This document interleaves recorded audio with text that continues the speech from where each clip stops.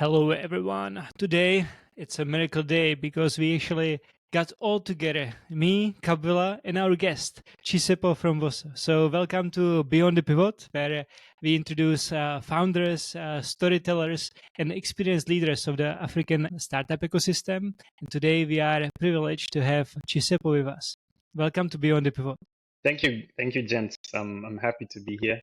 It's been a long time coming. I was chatting with Kabuela some months ago, and I couldn't join then, but to be able to join now, I'm excited. And it's my second conversation with Martin. My first conversation was very business. Today sounds very casual. Martin and I text a lot, so to be able to speak now feels great. So happy to be here, guys. I hope I didn't disappoint you how I look today, because we haven't had an online call yet together either. Super glad to have you. I know you've been in the ecosystem, Bongo Hive ecosystem, for quite a while with your first startup, which was Zepos, and now Bosso.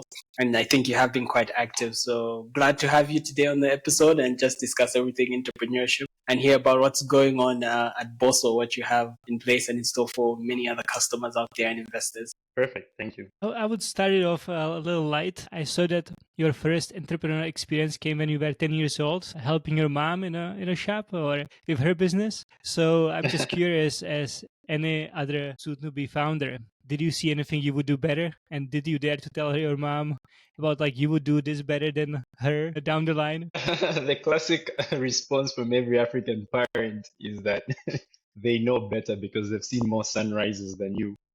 No, my mom was a listening mother. There'll be times that would give her ideas. Obviously, a lot of them at that age were very immature. But then as time went on, she started to, I think, see that there was growth happening in her kids, and we would suggest things that she would adopt. So I'm trying to remember a time that we suggested something and she adopted it. Can't remember, but I do remember my mom being a listening mom, especially later as my age advanced. When I was younger, obviously, there were things we would say and she would just rubbish them like any wise parent would. So, yeah, it was always nice to work near my mom. I was very clingy. I think for a while, people referred to me as the mommy's boy. I think it's only later that I became closer to my father. Growing up, you're always scared of your dad because he's a disciplinarian. But rightfully so, because he's trying to shape you or beat you up into the correct version of yourself. And I think my dad did a great job there, but I was very clingy to my mom in the younger days. I only grew up much later. So by this clinginess, do you think you learned some lifelong lesson that you apply now in your business every day? Something that you retrospectively think like, oh, I got this from my mom when I do this decision in business, or I learned this when I was 10. Yeah, I think early I was able to tell a few certain things that I saw my mom do. I think one of the classic ones I remember, and I think I still run with today, is how my mom was always attracted to what I call blue oceans instead of red oceans. So back in the day, I remember when people wanted to buy fabric or designers wanted to buy material to make their clothes, they had to go to, there was a big shop in Kamwala called Safik or Shafik. I can't remember the name. It was an Indian owned store. I think it's still there. So everybody from Lusaka would trek into Kamwala to buy that. So my mom, I think, if I'm not mistaken, would have been the first one that took a similar concept, but to very small scale markets. So instead of the big Kamwala and city markets, she took this concept to very small markets like Chelston Market, Tendere, etc. So those tailors and designers that were in these townships didn't need to go to the CBD to buy a fabric. They would simply go to their corner store and find the same fabric they would have found in the CBD. And for me, that told me a lot about how she used to think in terms of doing things different, doing things like launching new markets, launching new products. And I would see that a lot even in the stores when we would be trading. She would say things like, I've noticed that these tailors are trying to make A, B, C, D, but they don't have A, B, C, D. So I'm trying to get them this. So she was always looking for ways to solve problems for the people around them. So I think for me, the fact that my mom loved blue oceans versus red markets without competition, she thrived, did very well for herself. And that's sort of what I've taken as well when I built informal retail solutions for informal retailers, when I built Bosso. Nobody was trying to solve a supply chain for construction material. Everyone was doing the usual stuff, food, groceries, and then somebody came and put sexy on construction. Yeah, that's what I remember from my mom. So if I have to sum it up in three things, I think there are three things I really learned from my mom. I remember how she was very strict with cash. She believed cash was king. And in an industry where margins were razor thin, I saw how she took care of every dollar that came in. And I think I loved the fact that my mom was big on trust. If I can imitate something she used to say all the time, she would always tell us, my brothers and I, she would always say, let your yes be yes and let your no be no. So I'd see it even with her customers. She would always make sure she won trust with the customers. If a customer says they want something and she says she would deliver, she would either do one of two things. Do what she says she would do, which is deliver, or two, if she can't deliver, immediately communicate with the customers saying, hey, I thought I would do this, but I won't be able to.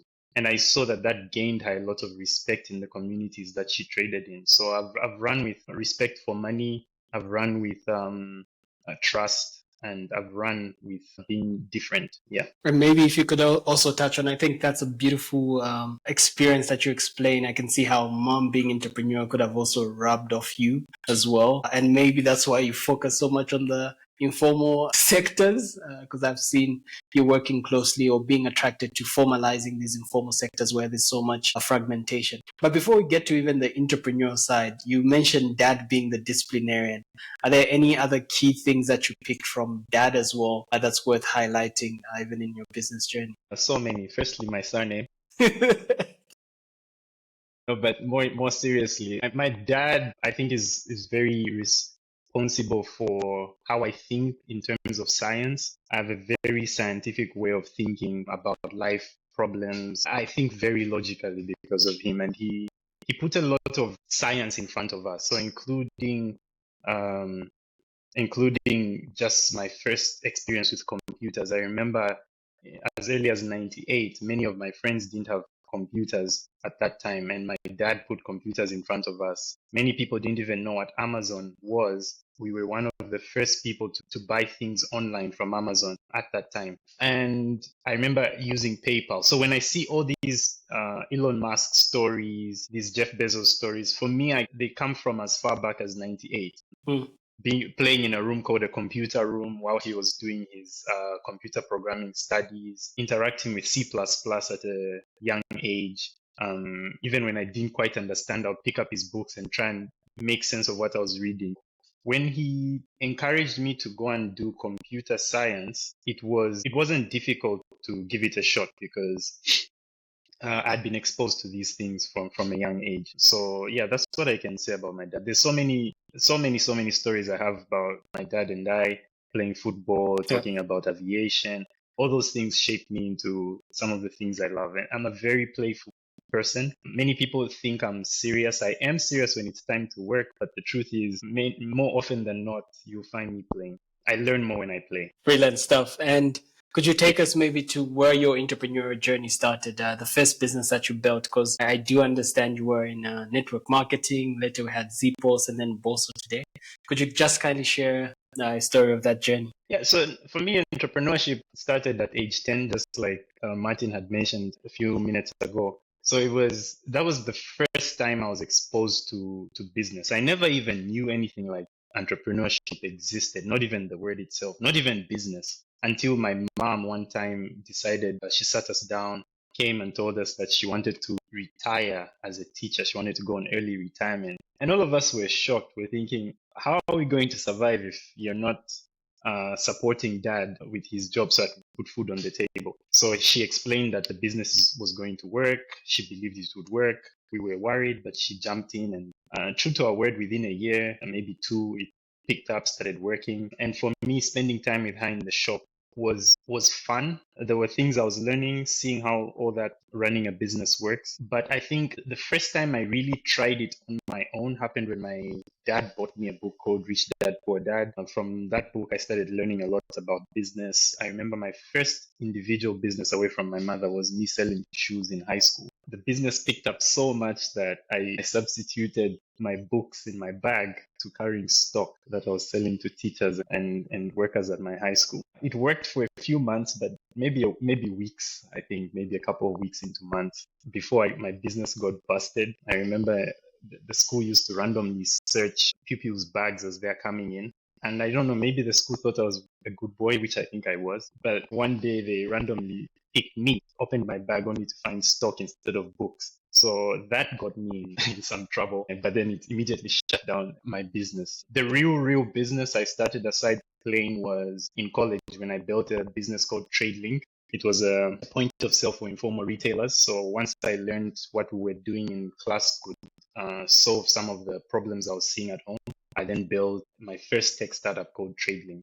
Yeah. Is TradeLink what became Zepos? TradeLink, the idea is what became Zepos, but not the company. So TradeLink ran from about 2011 to I think 2013-ish or so, before the company ran out of cash and was closed. Then for about 3 years, I was on a sabbatical away from tech. I think I was really heartbroken by the death of TradeLink. So I walked away from tech, focused on other businesses before I came back to tech in 2016. So it looks like your mom was right, and cash was king in the end. like exactly, right? In the middle, during those years, I remember what she would tell me. She would be like, Zeppo, why? Okay, I understand you want to do business, but if you want to do business, why don't you focus on businesses that pay you every day rather than these businesses that you put effort in and only see money after 6 months? So she was right after all. You want a business that pays you every day. That's ideal, and big margins too. Exactly. So after the 3 years, how did the sabbatical help you to find your new step?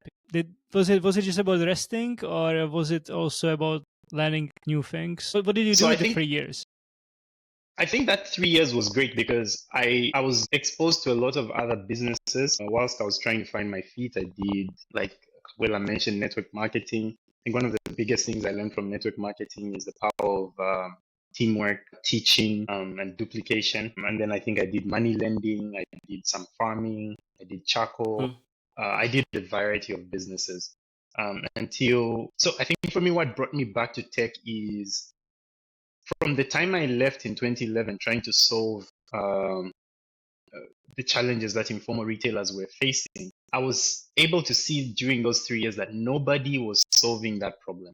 And I would drive through Freedom Way in Lusaka or Chachacha Road in Lusaka and still see these businesses operating manually, no way of tracking their inventory, automating their stock take, and the like, digitizing their businesses in short. And it would break me. So you can imagine almost every day that I would do that for 3 years would break me. So I told myself at one point that, you know what, I think somebody has to solve this problem. If 3 years later nobody is solving it, someone has to. But also at the same time, this is the power of stars aligning, right? Sometimes you're too early, you're earlier than your time. And I think certain things started to happen in our favor. Technology advanced, so the growth of Android helped. So remember 2012, 2011, there wasn't Android at that time. So we're building these things on PCs using C#, etc. And these technologies were one, expensive, difficult to come across, difficult to deploy. But then when Android started to grow, it allowed us to build for mobile. And that meant the doors opened for so many people. And that meant doors opened for me as well. So I worked at a startup called Musanga. I helped my friend co-found the second version of Musanga.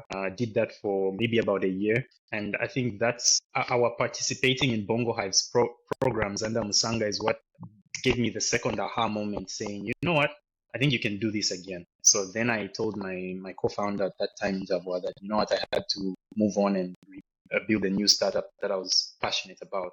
And that's why in 2016, I tried again, and this time. So that was the Zepos? Am I saying right? That was Zepos, yes. And so that was digitizing inventory for street sellers of anything. Exactly, yes. So it again goes back to our high school days when we were selling the shoes, and you are the street seller, so you had some experience with that as well. Right. So it looks like you're coming back, your story. Like, I did it once, in 10 years, you do it with technology and do it better. And Back to the future. Back to the future, absolutely. So how did this go? Do you think, retrospectively, I assume you are not doing it anymore because of your Bosso head right now. How did that go? What was the lessons from there? And t-shirt as well. Yeah, my blood is red now. I think so. I think I learned a lot from Zepos. From Zepos, I think I was able to put into practice some of the things I had learned from the other businesses, and this was my opportunity to now see if these tactics, these strategies, these things really work when you put them into practice. And a lot of the things we're learning from Bongo Hive, strategies around MVPs, lean startups, and all those focus on the problem. And I started to put those things into practice. And some of them worked, some didn't. And the ones that didn't have served as lessons at the new startup Bosso. And the ones that did were able to solidify and show us that, oh, great, these are the things that have brought us success at Zepos. And thankfully, those are the things that kind of put us in the limelight at Zepos. And that created a solid foundation for what has now come as Bosso. So everything really, at the end of the day, you want to look back, like Steve Jobs says, and see that the dots that have been left behind have created a pathway for whatever is coming in front. Makes sense. Chisepo, I'm itching to talk about Boso right now. I'm like, I want to talk about Boso. But, there's always a question that I think, or a lesson that's worth, I would be happy for you to even share an insight with other founders, right? So you were building Zepos at the time, and it was your baby basically, right? For close to 5 years. This is something that you dedicated your whole life and time building. Tell me about that moment when you were deciding to leave, and I don't know if it was immediately that you went on to build Boso, but could you tell me about that process or time when you now had to decide to leave Zepos and move on to and build on your next startup which you're working on currently? Yeah, I think for me, there were micro aha moments that were leading me towards Bosso. They all didn't come at the same time. Of course, there was this one big aha moment that I'll tell you about, but the micro ones were the fact that my family has been in construction, building rental homes, and I participated in building one of them. And I saw how tedious the construction sector was. And I think that made me detest the construction sector. So that was an aha moment that I recognized much later. The fact that this industry was really tedious. The second aha moment for me was when I learned about the housing shortage in Zambia. I think you guys must have heard about the time nurses and teachers were deployed countrywide, and some teachers were sleeping in classrooms. The president spoke about it. And for me, that was bringing butterflies in my stomach, asking myself, what can we do to solve this? But for me, the biggest aha moment was really my daughter. I literally vividly remember this night. I'm sleeping at night. She's next to me. She always loved sleeping next to me. So she's right there next to me, and I wake up at 2 in the morning. It's just me and her. And I'm looking at her and I'm thinking, Zepos right now is going through a lot of challenges. This is just after COVID. Most of the restaurants that were our customers had shut down. So our revenue was a mess. So at that point, I'm asking myself, what am I going to do to pay bills? Because rebuilding what we had built at that point for about 3 years or so, 4 years, wasn't going to be done within a day. But my daughter's school fees need to be paid now. Food needs to be in the fridge right now, and this startup seems to be going under. How do I recover from this? So it was at that moment that I told myself I need to take the jump. In fact, there was one small aha moment. A friend of mine who was based in Kenya had just called me maybe some months prior, told me to consider building something for the construction sector. It was the next best retail vertical in e-commerce. So I had ignored all those 3 micro aha moments until that point when I was looking at my daughter at 2 a.m. in the morning and thinking, whatever it takes to jump ship now, I need to, because I can't afford to lose sort of custody of my daughter, because my family will end up taking away from me if I can't provide. So I took the leap at that point. Obviously, after speaking with my friends at Zepos, we struck a deal saying, let me go and try this new thing. If it works, then great. If Zepos doesn't work, you guys can join this ship. But if I try this new thing out and it works, and Zepos sort of finds its feet over that period of time, then great. We've got two things that are working at the same time. And that's what we did. And thankfully, my friends at Zepos made Zepos work in my absence. And I really commend them for that. Yeah, and at that point, Bosso ended up working as well. So yeah, here we are. Okay, maybe you were the problem, Chisepo. You left and Zepos started working. I actually think so. I actually agree. Vernon just is kidding. Just kidding, of course. Please, Chisepo, tell us then. We've talked about Bosso. Tell us about Bosso. What is Bosso, and what exactly do you do? What problem are you solving at Bosso? Yeah, Bosso. I'm excited about Bosso. Bosso is an e-commerce platform for construction material. It's a procurement platform we've built for anybody in the construction sector that is looking to get their prices as quickly as possible. I think that's where we've started. That's not where we are going to end. There are so many things that we've seen in the construction sector that we want to help with. But where we've decided to start from right now is helping contractors get their building materials 50 times faster than anything else you'll find out there. So what that means is, if you're a construction company right now, or somebody who's building right now, typically what happens is you call different suppliers to find out what the prices are, or you get into your car, go to town and drive store to store to find out what the prices are. Sometimes you won't even do that because it's a lot of work. So you just buy from whoever. But the problem with that is you end up overspending. Time is an issue as well. And that ends up delaying your projects, makes your projects expensive, etc. So what Bosso is doing for you is bringing all those prices straight to your phone. All you do is talk to your phone, tell it what you want, or upload a list of the things your builder has given you, and instantly tells you all the prices you need to know, which shops you can get them from, and you have the added benefit of buying instantly, and those things get delivered to you within 24 hours. So that's what Bosso does. It really saves you time, saves you money, and saves your marriages. Because anything that creates stress in a marriage is a risk to your marriage, and we're saving you that stress. Brilliant.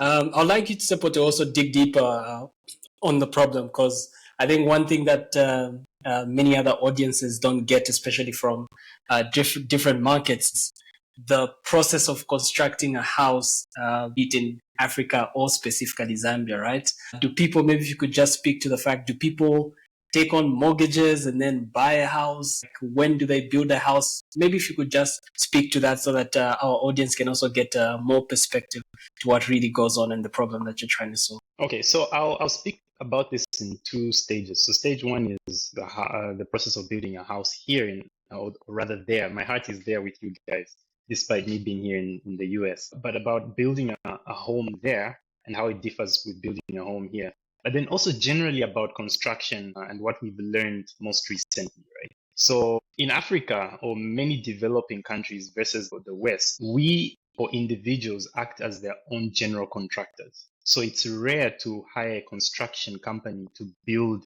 a home for you. What you do is you act as the project manager.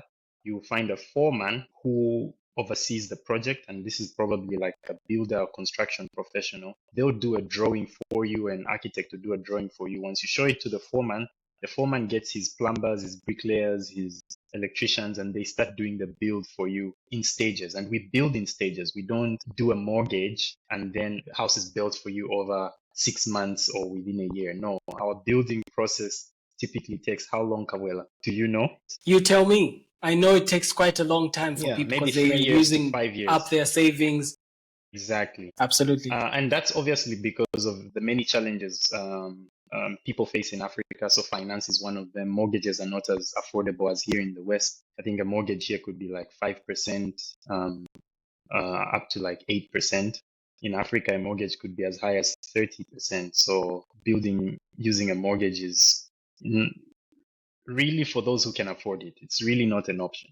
So most people do it on their own. They'll save money over 6 months, a year, and then do the foundation, then take a rest, save money over a period of time again. And all these are things that we need to solve. And there are many problems I can speak about in relation to the housing situation in Africa, land issues, regulatory issues. So many things need fixing. Supply chain is one of the many issues. And that's the low-hanging fruit we decided to tackle. So where Bosso comes in relation to home building is the fact that you, the individual home builder, is the general contractor. Whenever your builder gives you these prices, how do you determine whether the builder is giving you correct prices or not?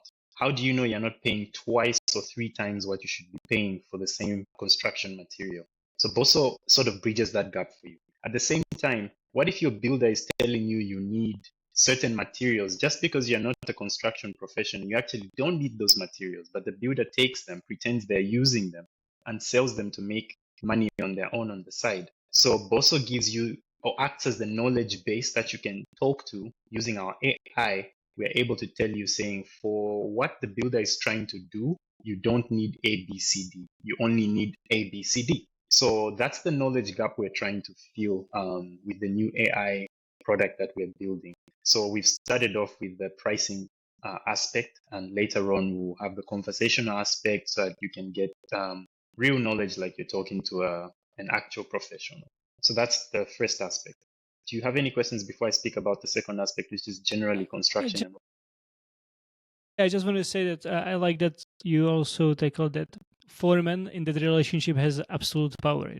If you don't know anything, that whatever he tells you take as this how it is, and it takes a lot from the foreman not to abuse the power. Exactly. So I'm glad that because I would be definitely one of those people that he would overprice. I have no clue about construction, so if I would do anything, I would be paying like quadruple. I'm sure about that. Yeah, and that's something that people in the diaspora complain about. So you can imagine that's already a problem for people who are present in their home country, Zambia in this case. But imagine you're in the diaspora and you're building home in Zambia. The chances of you getting lied to are astronomical. So many people who are in diaspora have found themselves building two houses, but they only know about one, right? The second one is a free one. And they if they're built. lucky, only two houses. So yeah, so that's that in terms of the housing situation and what we are trying to solve. Later on, I think we'll get into solving things around the professionals, because I think one of the worst things I faced was after building a house I was living in. 7 years later, it had some big crack, and it's difficult to fix those things. But it's simply because then my house had mold as well.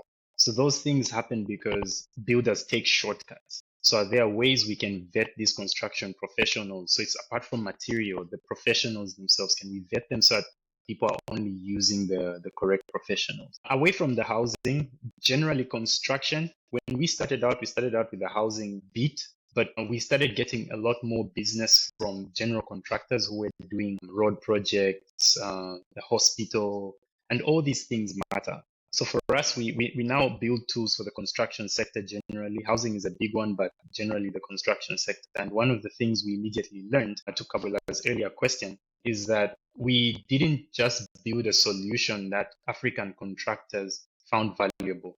We've found ourselves in a situation where we've built a product that any contractor we speak with anywhere on the globe says is solving their problem. So we ended up launching Boso in the USA. We're just about to launch Boso in South Africa. We found ourselves, after focusing so much on the problem in Zambia, tailoring it to the contractors in Zambia, we found that contractors in other markets are calling us and saying, hey, can we use your product here as well? We don't have a product like this one. What would you say is the difference between getting the data from the suppliers in Zambia versus United States? I assume it's in one hand could be about we don't have the data in one place. In the second hand, they could be reluctant to give it to. So how do you match? Because it's different cultures, right? Different approaches to how to do things. And if you are based in Zambia in the States, and then you go to South Africa, maybe Australia, and I don't know, Indonesia afterwards, the same solution has to be modified for the local cultures. Like, how did you approach this issue, these modifications? So we're still in the process of that. What I can say from what I'm noticing is at the end of the day, it's about being deliberate with what problem you're solving.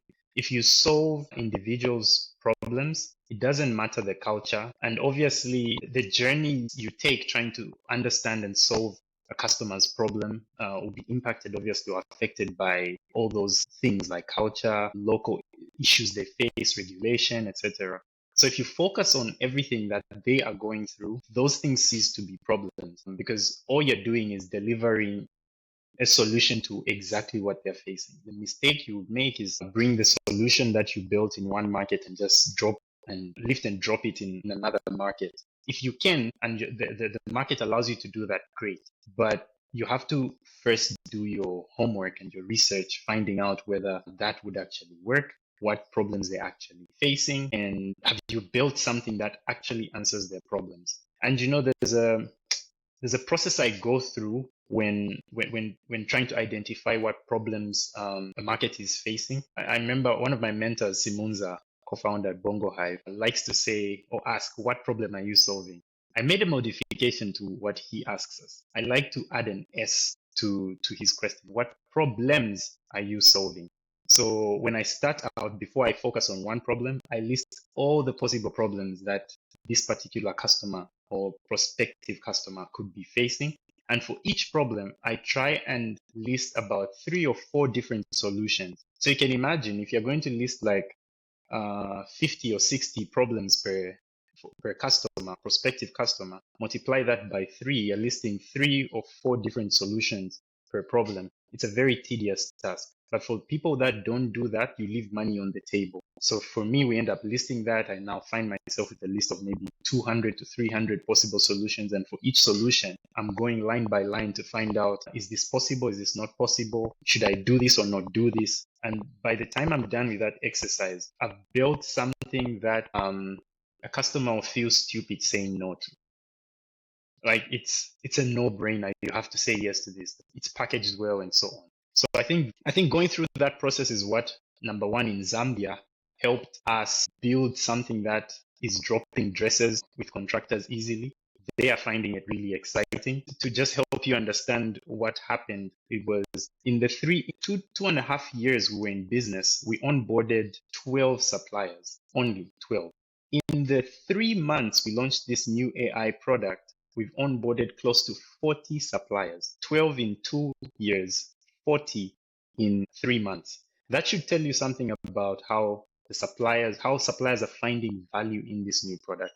So it was the same here in the US when I spoke to contractors here. We are in the process of talking to suppliers now, but when we spoke with contractors here, the uptake has just really been off the roof. So when you build a solution to a customer's problem, you won't have a problem putting it in their hands. I was just thinking about the whole conversation for how AI is disrupting sectors, and there are fewer jobs in the construction sectors, especially when it comes to like builders, welders, marine welders. I was learning about jobs, about how people are welding under the sea, and I was like, that's quite interesting. But these are now becoming more popular because there have been very few people getting into those.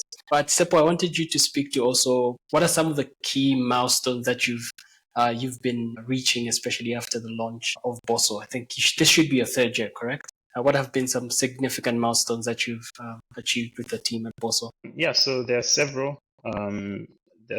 I think one of them is just what we mentioned, the supplier uptake. I'm very impressed with what's going on, even before we officially launched the product. So to put some color to this picture, we've recently launched an AI-powered procurement platform. So previously, we had a simple e-commerce website where you could go search and click. And so if you want cement, you type cement, different options come, you click and put it to your cart. But then we realized that construction companies didn't like that process. What they preferred to do instead was to send us a list of their building material and ask us to price it out for them. So sometimes they would send it on WhatsApp, PC, and we didn't like the process of doing that for them, especially that we had this e-commerce platform where they could do the search and click on their own. But they also didn't like it, that the customer is king. So we decided, let's build for the customer, and that meant us taking advantage of the fact that AI had now come, and we built this AI platform that allows contractors to simply upload this PDF of a list of building materials onto our platform, and instantly it spits out these quotations. So I'm very excited about this new product. I'm excited about the new products we're about to launch, where you have conversations with this AI. Instead of Siri, we're about to launch Bella. Bella is a conversational customer support assistant that will speak with you. And so you can just get your phone and tell Bella saying, hey, Bella, I want 20 bags of cement. I want tiles delivered to Shantumbu. And Bella understands Nyanja, and Bella is going to understand Bemba. Bella is going to understand your intonations, African dialects. So we're building Bella to be an African Bosso, but we're going to have an American Bella. We'll have an a European Bella for Martin. So depending on which market we launch in, we'll have a Bella that understands this, and all this is thanks to the possibilities that AI has brought. So I'm excited about all those products we're launching. In the fundraising beat, I'm happy that our pre-seed round was a success. We're supposed to raise 400. We ended up oversubscribing and raised 480. A lot of my friends participated in that round. One of my newest friends that participated is Martin, and my dad participated. It's a secret. It's out the bag now. My dad participated. We had large funds like Launch Africa, Renew Capital. My friends from Norway, ChangeCom participated, and several others. So it was a successful pre-seed round, and that's the round that made it possible for us to build all these exciting things we're building. So we are now launching our seed round. In fact, we launched our seed round, which we're currently raising at the moment, partly while I'm away from home. Yeah, the details on the seed round will be announced at a later time. But there are more exciting products that we want to build going forward, and that's why we are on the road raising the seed round. Because I think the possibilities, once that is done, will be endless. I think with AI and all the data that we've collected the last 3 years, it's going to be impossible to compete with a Bosso once we build what we're trying to build. Why do people or the AI voice bots use female names? I feel like it's Bella, Alexa, Siri. Like for a construction AI bot, I expect a name like some Rudolph, or something to like. Rudolph. The guy with 50 years of construction experience gonna help me. Nice Bella. Yeah, because what was the process of picking the name? Well, I don't even know how it happened. Somebody in the team mentioned it, but I'll tell you, with all the stress you get, I don't think you want to talk to a Rudolph at the end of a stressful day. Probably not. I was just curious that everybody's picking these beautiful female names. Exactly. So what was the logic behind it? Yeah, I will investigate that. It really happened organically, but that's a good point.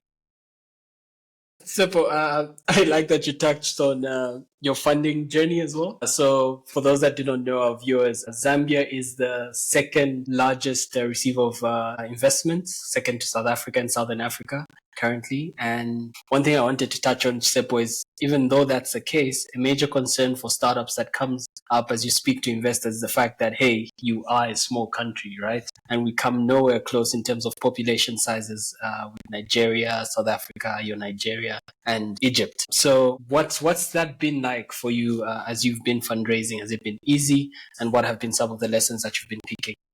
Yeah, so I think from my lessons at Zepos, when we're launching Boso, I was very deliberate about positioning Boso as an Africa-centric company. From the beginning, I made sure the team understood that we're not a Zambian company, but we were an African company, and our primary market wasn't Zambia, but our primary market was SADC. So that immediately changed the conversation with the investors, because they immediately stopped looking at Boso serving 20 million people, but now this time Boso is serving an initial market of 300 million people. And the beauty is that there are a lot of things about SADC that are similar from country to country. So number one, we can use the same license. We don't need visas to go into each other's countries. You can really just walk into Congo, Malawi, any country without restriction. We've got a very strong community, the Southern African Development Community. So we took advantage of that. We obviously didn't launch immediately in those countries, but we started off with Lusaka, and we had already set our eyes on either Dar es Salaam, Lilongwe, Johannesburg, or Harare. And we started building partnerships in those markets. So Yeah, so from the very beginning, I think if you approach the market that way, it already communicates to your investors that you're not playing in a small market, despite you coming from a small country. I like to give an example of Switzerland, saying Switzerland is a powerhouse in finance. Why Switzerland is a powerhouse in finance, despite them being a small country? How are they able to be a powerhouse in finance despite them being a small country? Because the products they build are not for Switzerland. They build global products. So similarly, I like the example of Trade Kings in Zambia. When you walk into certain shops in Zimbabwe and South Africa or Malawi, you will find Trade Kings products there because the Trade Kings decided not to just be a Zambian company. They built products that serve Southern Africa. So that's the approach I would encourage startups coming from small countries like Zambia to take. I like that. I never knew until Kabila told me that the SADC countries have as much population as United States of America, pretty much.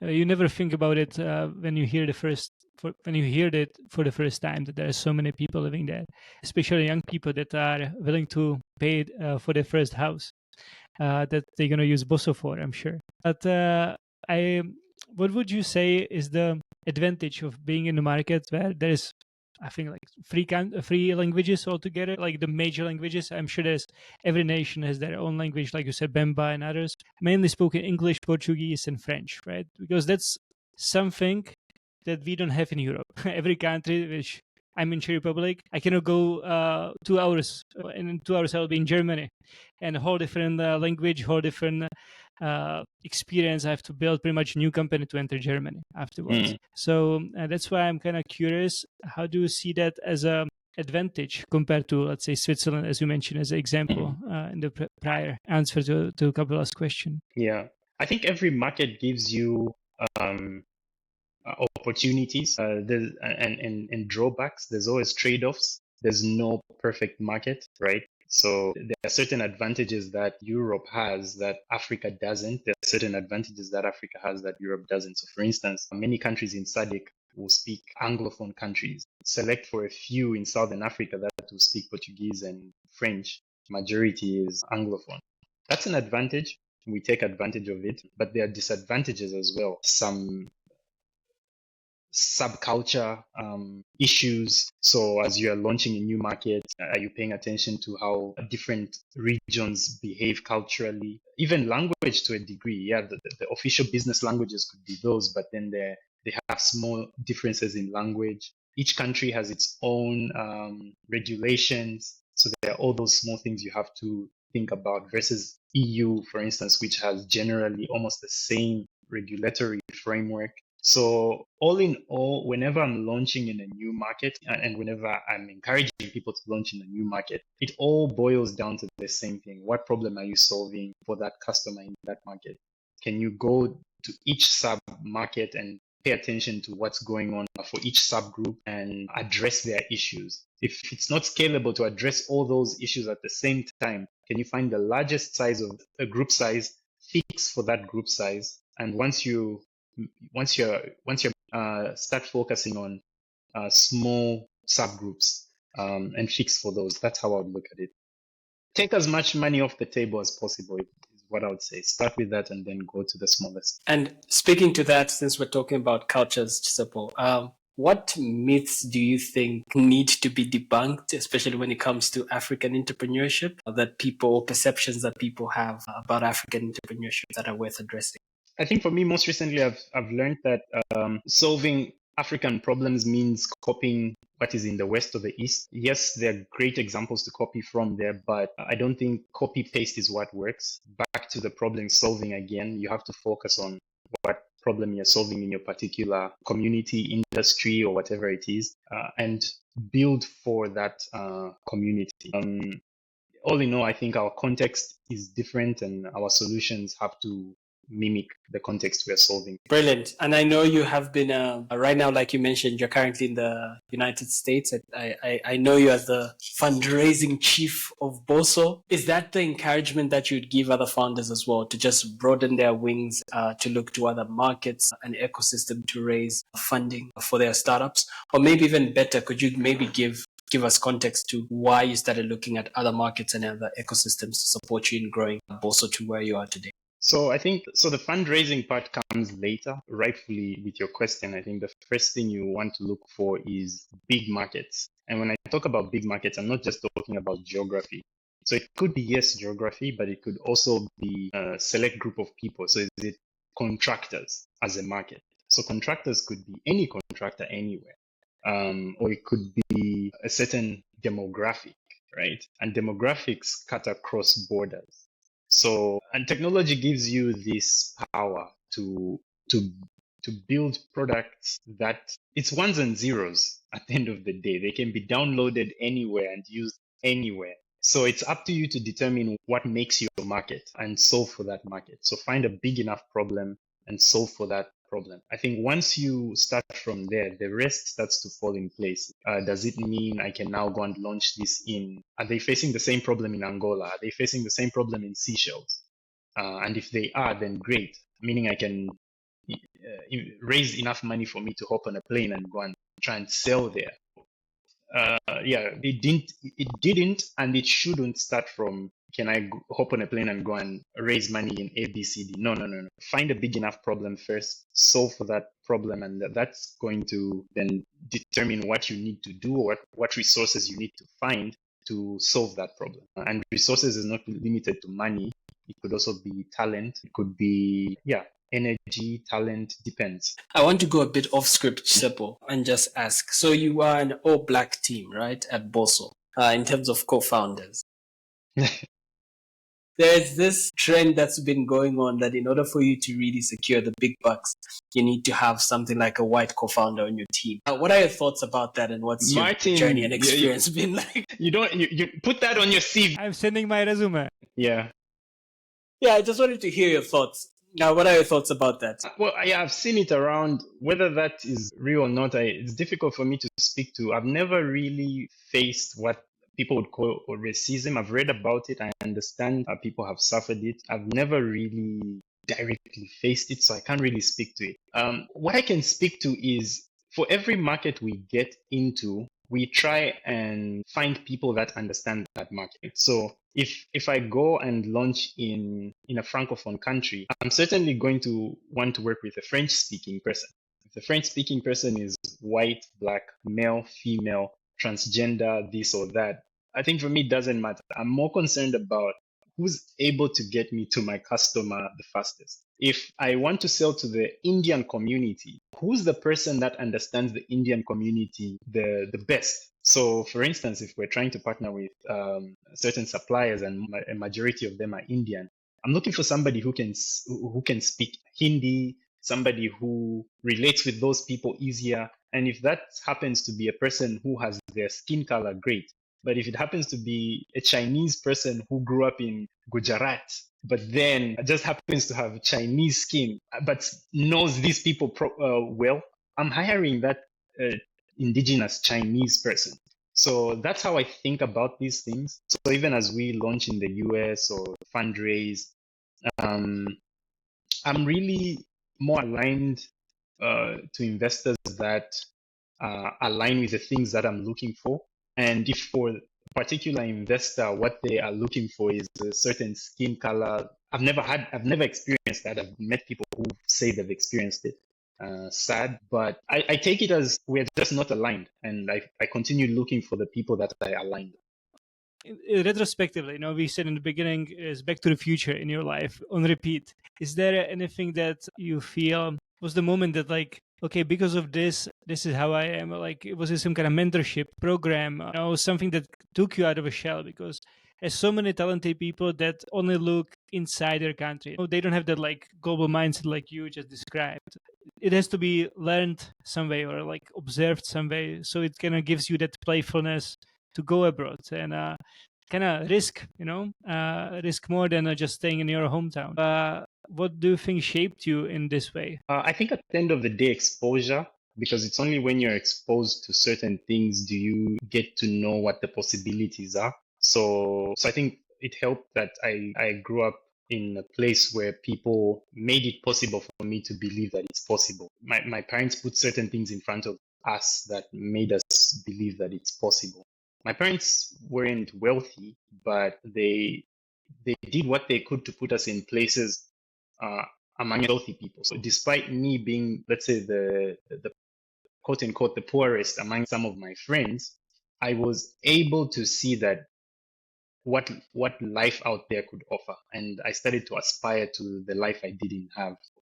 Later, I started to travel and I started to see what was out there in Europe, in Asia, Middle East, and subsequently here in the US. So at every stage, my eyes have opened a bit wider based on what I've seen. And yeah, my encouragement would be to parents, expose your kids to as many things as possible when they are young. Let them dream. Don't limit them. Just expose them. You might not have all the money, just take them where they can see that it's possible, because that is what opens their eyes up to what can be possible for them if they work. I have to second that because I'm from a small town where a company that Kabbalah for it Zambian comes from. I am from Zlin, where Batya is from, the Bata shoes. I don't know if you know it, but I saw it all over Losoka. Mm-hmm. And it's from a town that used to be like 5,000 people. When he started his factory, it became 100,000 people. So, and he built the whole like city from scratch, you know? And then he started exporting cities around the world. So for me, it's very hard to say or see something is not possible, you know, because I grew up in that. Just like if you go to school, you go around the houses he built. Nice. So wait, you mean to say, what's the name of the gentleman and what's the story? Tomasz Batya. Nice. Yes, Tomasz Batya is the name of, like, the name of the company is his last name. Nice. Yeah, so he's from my town, you know, from Zlin. Nice. The company was founded late 19th century. Then, you know, after the World War II, they immigrated to Canada, and then, you know, that's their global headquarters until now. And I must give it. You're talking about butter, right? Yeah, exactly. Yes, that's butter. Yes, just that you're pronouncing it using the Czech accent. Sorry, my bad. Wait, I was about to mention, I was about to give Bongo Hive props for this, because that's something that Bongo Hive did pretty well for us as startup founders, like really exposing us to opportunities. I had the opportunity to travel to a conference called Slash early in my startup journey. And I think for me, that helped a lot in seeing what's possible out there. I got to meet people that eventually became millionaires today. So when you see that and you've rubbed shoulders with these people, you start to ask yourself, I was at the same conference as them. I walked the same streets as them. Why can't I do it? So going to Martin's point too, I think when you've seen success around you, it starts to become possible. So maybe, Chisepo, I like that you speak to that, because I think it's part of the motto as well. We believe that whenever entrepreneurs are successful, the same entrepreneurs are the ones that get to build the entrepreneur ecosystem in our local ecosystems, right? So our goal is that, hey, a Bosso will succeed because we know that Chisepo is the one who's coming back as an angel investor, investing in other startups in our market. And I think we've seen this where we've had a founder, I don't know if it's worth mentioning, but we've seen this happening. And I think you have an investor as well who was from the Zambian ecosystem, has been quite successful with his entrepreneur journey, but also pouring back into other startups as well. I wanted to touch on something. I think you've mentioned it in passing, which is to do with funding and your background as well. So you're coming from not so much of a privileged family in terms financially, right? And you've mentioned you've had quite a number of businesses that you launched at different stages in your life. How were you able to fund those businesses, right? One key lesson maybe I would like you to focus on was this aspect of especially focusing on this big problem and how everything follows. But I'm interested in knowing how you've been able to fund your business, be it Zepos, be it at the beginning of Boso. Did you have some savings or cash piled up somewhere as you were launching these businesses? Yes, I used I used what I would call the Obama O's Airbnb approach, where you find something to sell right now that keeps the lights on until you're able to, one, get funding from your customers, or two, get funding from your investors. So you have to find a way to keep the lights on. So at every point, I've always tried to do different things. So I remember before Zepos, I did get funding from my friends and family in different ways. I remember my first startup in 2011, some of my family members gave me a few monies here and there. One of my friends gave me a house to rent. Despite that business not working, I always reported to all these people the progress of the business, such that even when the business went down, I didn't have bad relationships. I hadn't created an animosity amongst my investors at that time. It's similar even at Zepos. I think we were selling our software to restaurants, and it did very well. We were profitable. So at the time that investors came, they were finding a business that was already doing decently well. So yeah.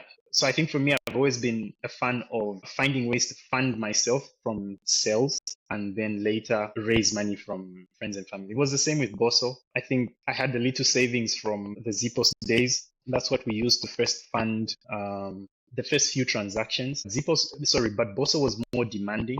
Construction material is not cheap. So I had to borrow from friends of mine. I had friends who would, let's say if I have a deal that's worth 20,000 kwacha per day, I had a few friends here and there who were liquid. They would send me 20,000, turn it over in a day, send it back at the end of the day or the following day. And I needed to make sure I honor my word. So even now, after investors are now investing in a business that they found was making cash, one thing I try and do all the time is stick to my words. And if I can't, at least communicate why I'm not able to. So I think the key thing from everything I'm saying here is the biggest currency you will ever have, and at least for me, is trust. Trust is the biggest currency. From the days that my friends were able to lend me their apartments to use as office space for free, to now when friends are able to wire me $1,000, $2,000 to quickly do a deal, turn it around and send it back to them. That's only possible because of trust. And trust is giving people the confidence that you will do what you say you will. I feel like this was the perfect ending because this is how we kind of started on the lesson from your mom that trust is everything and cash is king, to actually ending with cash is king and trust is everything. So I would like to thank you, Chisipo, for making it full circle, for making our job easy over here to talking to, and for sharing a lot of experience and not just ideas, but inspiration for anybody who is starting or anybody who is thinking maybe I should jump a ship and try a different startup because I found a new issue to focus on. And to end with, please tell us where can people find you and what kind of help would you need that you want to ask people that might be listening to this podcast. Thank you. First of all, it's been great being here with you guys. I think for me, every time that I'm talking, I use that as an opportunity to learn as well because it then solidifies some of the things that I simply had in my mind and now I'm echoing them out. So I'm grateful that you guys hosted me. So people can find me on all socials. You can find me on Facebook. I'm the easiest person to find, just my first name and last name, Chisepo Chirwa. Facebook, on LinkedIn, on Twitter, Instagram, everything. Yeah, so find me there. Happy to keep the conversation going over there. And I think, my parting words is just to remind, especially my friends in Africa, that technology comes in waves, right? And right now is the AI wave. And every wave, just like in the ocean, if you catch the wave at the beginning, you can ride it high enough and up to its climax before it dies. And once it dies, that wave is gone. You have to wait for the next one. We are at the beginning of the AI wave, and my encouragement to people is take advantage of this new wave. There are a lot of opportunities. It's not only people writing code that can take advantage of the AI wave, even just helping yourself be more productive at work. So there are so many tools you can use to improve the quality of work that you're churning out. So just a reminder to people, take advantage of it now. This is a good time. If I had to do this one more time, I think for me, I'll jump into voice AI, particularly language, because I think the infrastructure around AI in Africa is still shaky. So for instance, we've got all this AI, but then it doesn't speak our languages, right? It doesn't have our tone, it doesn't have our nuances, doesn't have our really just our language. So if I had to do it again, that's what I would do. So at the end of the day, all I'm telling people is AI is now, go for it, take advantage of it. Thank you. Thank you. And I'm looking forward to talking to you in 5 years when we're going to be talking back to the future where Chisepo predicted what his next startup is going to be. So thank you very much for your time. Thank you so much, guys. Goodbye. Bye. Thank you to all of you who finished watching the episode all the way till now. And I'm hoping that you like the message that Chisipo was spreading, that you don't only have one project in life, and you learn from one to the another, and that trust is everything. So put the trust in yourself, be a trusted partner, and don't hesitate to make a jump to your next project. I hope you will follow him on the social medias. You will follow the message of Bosso and what they are doing in their everyday life, digitalizing the construction world. I would love to thank you to all our subscribers. There is more than 80 of you. You make this really worth it. And I hope that you will leave comments, and I'm really curious about the experience you had repairing, reconstructing, or perhaps constructing your house. Please leave that experience in the comments, and perhaps Chisipo can improve your experience next time you will be standing in front of such a complicated project. So take care and see you during the next episode.